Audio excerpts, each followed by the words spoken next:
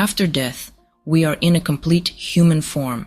The fact that the form of a spirit person is the human form, or that a spirit is a person as far as form is concerned, follows from what has been presented in a number of the earlier chapters, especially where I explain that every angel is in a perfect human form, that everyone is a spirit inwardly, and that the angels in heaven are from the human race.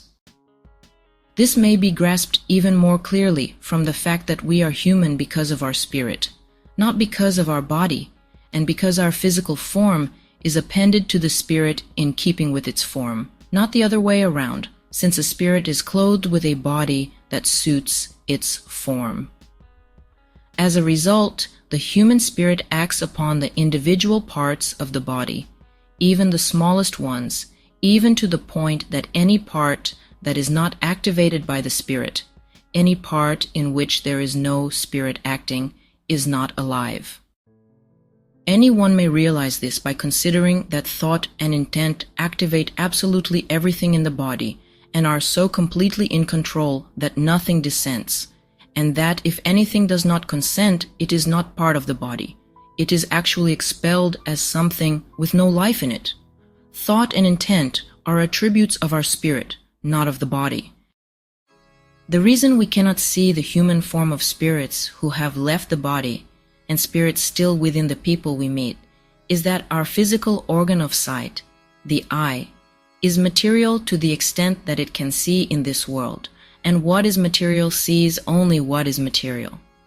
What is spiritual, though, does see what is spiritual. So when the material eye is covered over and loses its coordination with the spirit, then spirits are visible in their own form, which is human.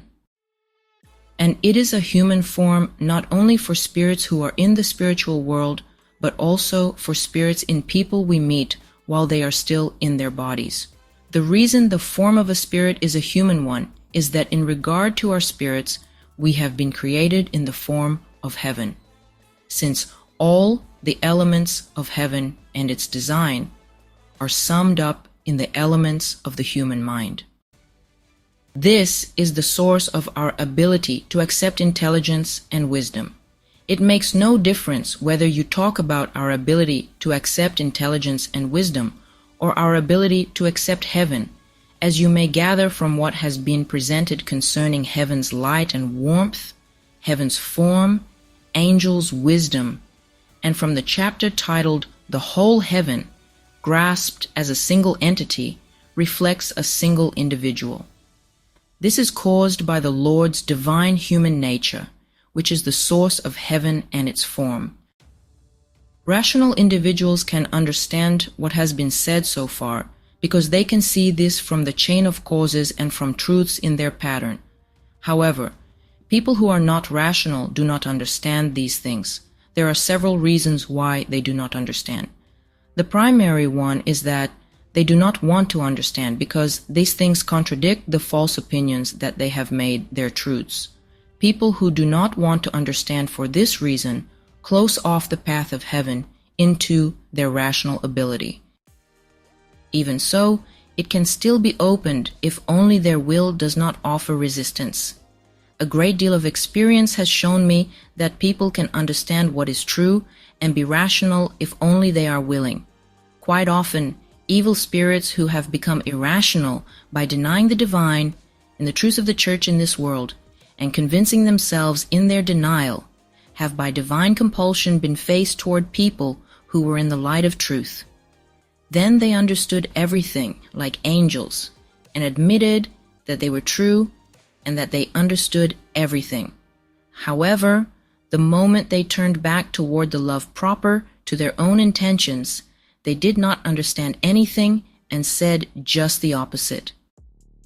I have even heard some hellish people saying that they knew and recognized that what they were doing was evil and what they were thinking was false, but that they could not resist the gratification of their love and therefore of their will.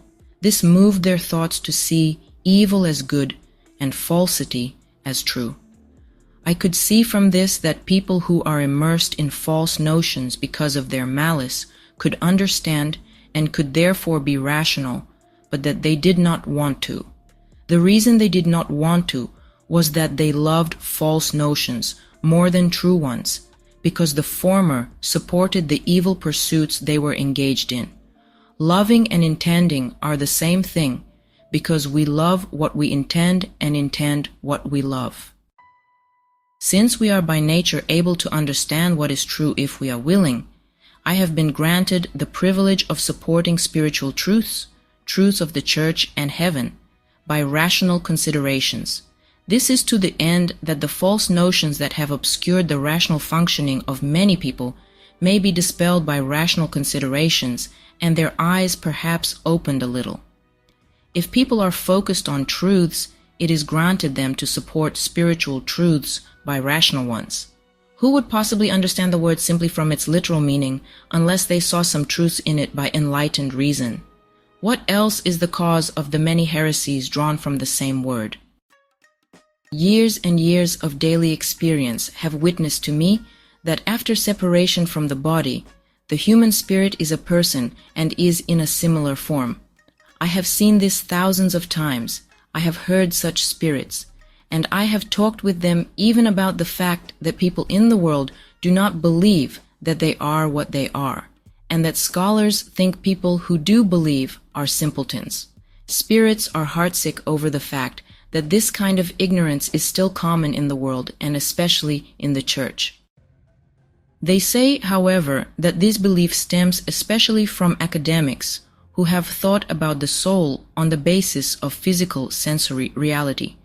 The only concept this can yield is one of pure thought. And since this lacks any medium in which and on the basis of which it is examined, it is like some volatile form of pure ether that can only dissipate when the body dies. Since the Church believes in the immortality of the soul on the basis of the Word, though, they cannot help but attribute something vital to it, something thought-like. However, they do not attribute to it any sensory capacity like ours until it is reunited with its body. Their doctrine of the resurrection is based on this notion, as is their belief that there will be a reunion of soul and body when the last judgment comes. The result is that when people think about the soul on the basis of both doctrine and speculation, they do not at all grasp the fact that it is the spirit and that it is in human form. There is also the fact that hardly anyone nowadays knows what the spiritual is, let alone that people who are spiritual, as all spirits and angels are, have a human form. This is why almost all the people who arrive from this world are as astonished as they can be to find that they are alive and that they are just as human as ever, that they are seeing and hearing and talking, that their bodies are still endowed with the sense of touch, and that nothing at all has changed. Once they get over their amazement, though, then they are amazed that the Church does not know anything about this state of ours after death, and therefore does not know anything about heaven or hell, even though all the people who have lived in this world are in the other life and are living people. Since they do keep wondering why this has not been made plain to people on earth through visions, inasmuch as it is essential to the faith of the Church, they have been told from heaven that such visions could happen whenever it pleased the Lord. Nothing could be easier. However, people would not believe even if they were to see, because they have convinced themselves of the opposing false notions. Further, it is dangerous to use visions to convince people of anything if they are immersed in false opinions, because they will believe at first and then deny. In this way, they will desecrate the truth itself, since desecration is believing and then denying. People who desecrate truths are forced down into the lowest and direst hell of all. This is the danger meant by the Lord's words, "He has blinded their eyes and hardened their hearts, so that they would not see with their eyes and understand with their hearts, and turn, and I would heal them." John 12:40. And the fact that people immersed in false opinions still would not believe is meant when it says, Abraham said to the rich man in hell, They have Moses and the prophets. Let them heed them." But he said, "No, Father Abraham. But if someone from the dead were to come to them, they would change." But Abraham said, "If they do not heed Moses and the prophets, then even if someone were raised from the dead, they would not believe." Luke 16:29-31. When we first enter the world of spirits, which happens shortly after the reawakening just described, our spirit has a similar face and tone of voice as it did in the world. This is because at that point we are in the state of our external concerns, and our deeper concerns have not yet been uncovered. This is our initial state after decease. Later, though, our face changes and becomes quite different. It comes to look like the ruling affection in which the deeper reaches of our minds were engaged in the world, the kind of affection characteristic of the spirit within our body, because the face of our spirit is very different from the face of our body. We get our physical face from our parents and our spiritual face from our affection, which it images. Our spirit takes on this face after our physical life is over, when the outer coverings have been removed. This is our third state. I have seen some newcomers from the world and have recognized them by their faces and voices, but when I saw them later, I did not recognize them. People who were engaged in good affections had lovely faces, while people who were engaged in evil affections had ugly ones. Seen in its own right, our spirit is nothing but our affections, whose outward form is our face. The reason our faces change is that in the other life, no one is allowed to pretend to affections they do not really have, so we cannot put on a face that is contrary to the love we are engaged in. We are all refined down to a state in which we say what we think, and manifest in expression and act what we intend.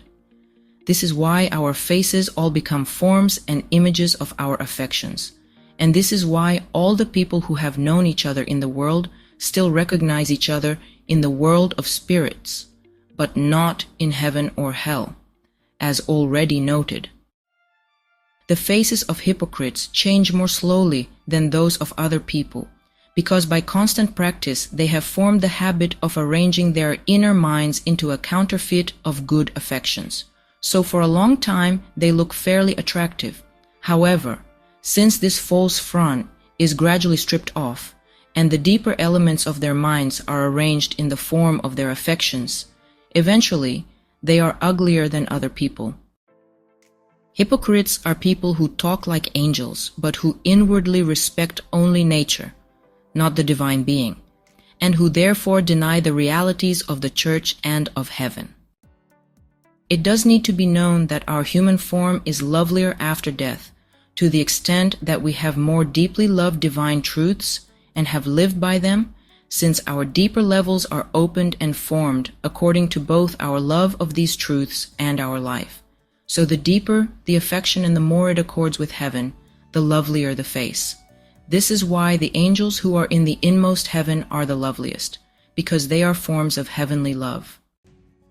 On the other hand, people who have loved divine truths more outwardly and have therefore lived by them more outwardly are less lovely, since only the more outward aspects radiate from their faces, and the deeper heavenly love, which means the form of heaven as it is in its own right, does not shine through these more outward forms. You can see something relatively dim in their faces, not enlivened by a light of their inner life shining through. In short, all perfection increases as you move inward and lessens as you move outward. As the perfection increases or lessens, so does the beauty. I have seen faces of angels of the third heaven so beautiful that no painters, with all their skill, could render a fraction of their light with their pigments or rival 1,000th part of the light and life that show in their faces. The faces of angels of the outmost heaven, though, can be mirrored to some extent. Finally, I should like to offer a secret no one has ever known before, namely, that everything good and true that comes from the Lord and makes heaven is in the human form. This is true not only of the greatest whole, but also of every least part. This form influences everyone who accepts what is good and true from the Lord, and causes everyone in heaven to be in a human form according to that acceptance.